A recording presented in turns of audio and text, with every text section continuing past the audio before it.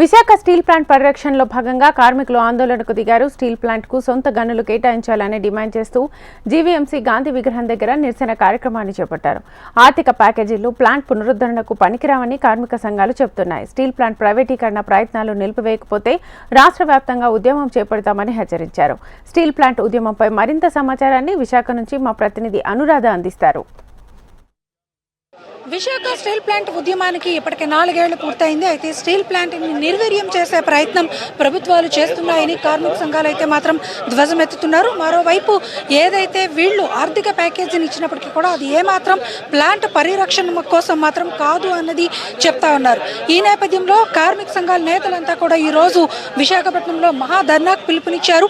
ఒకసారి వారి డిమాండ్స్ ఏంటనేవి మాట్లాడే ప్రయత్నం చేద్దాం. సార్ చెప్పండి సార్, అంటే జనరల్గా స్టీల్ ప్లాంట్ నినాదం కనుక చూసుకుంటే కనుక సేవ్ స్టీల్ ప్లాంట్ సేవ్ ఉక్కు కర్మాగారం అన్నది మీ నినాదం.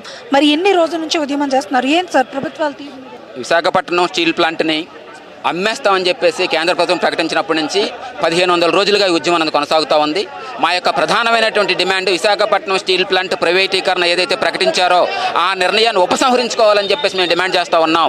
ఆ విధంగా ఉపసంహరించుకోకుండా విశాఖపట్నం స్టీల్ ప్లాంట్ సొంత గనులు కేటాయించకుండా విశాఖపట్నం స్టీల్ ప్లాంట్ పూర్తి సామర్థ్యంతో నిర్వహించకుండా ఈరోజు ప్యాకేజీ ప్రకటించామని చెప్పేసి చెప్తా ఉన్నారు. ఈ ప్యాకేజీ ప్రకటించిన తర్వాత విశాఖపట్నం స్టీల్ ప్లాంట్కి ఏమాత్రం ప్రయోజనం అన్నది జరగలేదని చెప్పేసి మేము చెప్తా ఉన్నాం. విశాఖపట్నం స్టీల్ ప్లాంట్ పూర్తి సామర్థ్యంతో నిర్వహించడం కోసం ఈరోజు మేము చెప్తా ఉన్నాం. గత నెలలో క్యాష్ ప్రాఫిట్ వచ్చిందని చెప్తా ఉన్నారు. అంటే కార్మికులు పనిచేయడం వల్లే క్యాష్ ప్రాఫిట్ వచ్చింది. మీరు మీ విధానాలు బాగులేకపోవడం వల్లే గత 3 సంవత్సరాలు విశాఖపట్నం స్టీల్ ప్లాంట్కి నష్టం వచ్చింది. కాబట్టి విశాఖపట్నం స్టీల్ ప్లాంట్ నష్టానికి కారణం కేంద్ర ప్రభుత్వ విధానాలు తప్ప కార్మికులు కాదు అని చెప్పేసి మేము చెప్తా ఉన్నాం. గత నెలలో 14,082 సరాసరి ఉత్పత్తి చేశారు కార్మికులు. అంటే 110% ఉత్పత్తి కార్మికులు చేయడం జరిగింది. గతంలో మీరు ఐరన్ ఓర్ ఇవ్వలేదు, గతంలో మీరు రైల్వే ర్యాక్లు ఇవ్వలేదు, గతంలో మీరు కోక్ కేటాయించలేదు. కాబట్టి స్టీల్ ప్లాంట్కి నష్టం వచ్చింది. ఈరోజు రా మెటీరియల్ మేము సమకూర్చుకున్నాం, ఉత్పత్తి చేస్తూ ఉన్నాం, లాభాల పట్ల తీసుకెళ్తా ఉన్నాం. కాబట్టి విశాఖపట్నం స్టీల్ ప్లాంట్ నష్టాలకు ప్రభుత్వ విధానాలే తప్ప స్టీల్ ప్లాంట్ కార్మికుల కారణం కాదు అని సార్ చెప్పండి సార్. నిన్న ఆల్రెడీ ముఖ్యమంత్రి గారిని మన స్టీల్ మంత్రి కలవడం జరిగింది. వాళ్ళ భేటీ చాలా ఆసక్తికరంగా మారింది. ఈ నేపథ్యంలో మీరు వాటిని విశ్వసిస్తున్నారా? ఈరోజు ఎందుకు మరి మహాధర్నాకు పిలుపునివ్వడం జరిగింది? ఒకవైపు ఆర్థిక ప్యాకేజ్ ఇచ్చామని అంటున్నారు, మీరు మాత్రం అది స్టీల్ ప్లాంట్ పరిరక్షణకు సరిపోదు అంటున్నారు. ఏంటి సార్, ఏం చెప్పాలనుకుంటున్నారు? పత్రికల్లో వచ్చిన సమాచారం ప్రకారం ఇంకా సమర్థవంతంగా నడపాలంటున్నారు. కార్మికులు సమర్థవంతంగా కష్టపడుతున్నారు. 110% నుంచి 115% ఉత్పత్తి సాధిస్తున్నారు. సమర్థవంతంగా చేయండి ఎవరు? మీ ప్రభుత్వాలే. 11,440 కోట్లు అప్పు తెచ్చడానికి ఇస్తున్నారు. మేము అడిగేది ప్లాంట్ నడపండి. 14,440 కోట్లు రా మెటీరియల్ ఖర్చు పెట్టండి, కార్మికులకు జీతాలు ఖర్చు పెట్టండి, ఎక్విప్మెంట్ ఖర్చు పెట్టండి. దీన్ని ప్లాంట్ నిర్వహణ అంటాం. దీనిని చేయకుండా మీరు అప్పులు తీర్చడానికంటే ఎవడు రేపు కొనుక్కునే వాడి మీద భారం తగ్గడానికి వాడికి ఉపయోగపడుతుంది తప్ప ప్లాంట్కి ఉపయోగపడదు. అందుకని ప్లాంట్ నిర్వహణ జరగాలి. శాశ్వతమైనటువంటి పరిష్కారం అనేటువంటిది జరగాలంటే ఒకే ఒకటి, సొంత గనులు సమకూర్చడం. క్యాపిటల్ మైన్స్ లేవు మనకి, మిగిలిన అందరికి ఇచ్చారు. మన హక్కు అది, చట్ట ప్రకారం మన హక్కు. అయినా కావాలనే ఇవ్వలేదు. ఎందుకంటే ప్రైవేట్ వాడికి అప్పచెప్పి అప్పుడు ఇవ్వాలనేది వీళ్ళ కుట్ర. అందుకనే 30 ఏళ్ల నుంచి ఈ నాటకాలు ఆడుతున్నారు. అందుకని ఇప్పటికైనా క్యాపిటల్ మైన్స్ ఇవ్వండి.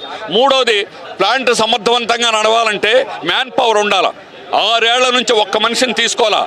6,500 మంది ఇంటికి వెళ్ళిపోయారు. విఆర్ఎస్ ఇచ్చి ఇప్పుడు కూడా మళ్ళీ పంపిస్తా ఉన్నారు. ప్లాంట్ ఎలా నడుస్తుందో, మనుషులు లేకుండా ప్లాంట్ ఎలా నడుపుతారని అడుగుతున్నాం. ప్లాంట్ మనుషులను తీసేయడం, మెయిన్గా కాంట్రాక్ట్ వర్కర్లు. ఈరోజు ఆపరేషన్ కీలకమైన పనుల్లో కూడా కాంట్రాక్ట్ వర్కర్లు పనిచేస్తారు. అలాంటి వాళ్ళందరినీ కూడా తొలగించి నువ్వు ప్లాంట్ ఎలా నడుపుతావని అడుగుతున్నావు సార్. అంటే ఇక్కడ స్టీల్ ప్లాంట్ పరిస్థితి ఇలా ఉంటే, మరోవైపు చూస్తే కనుక రాష్ట్ర ప్రభుత్వం ఇతర పరిశ్రమల ద్వారా అత్యంత భారీగా ఉపాధి కల్పన చేస్తున్నాము అని అంటున్నారు. అలాగే ఆర్ఎస్ఎస్ మిట్టలు ఇట్లాంటివన్నీ కూడా వస్తున్నాయి.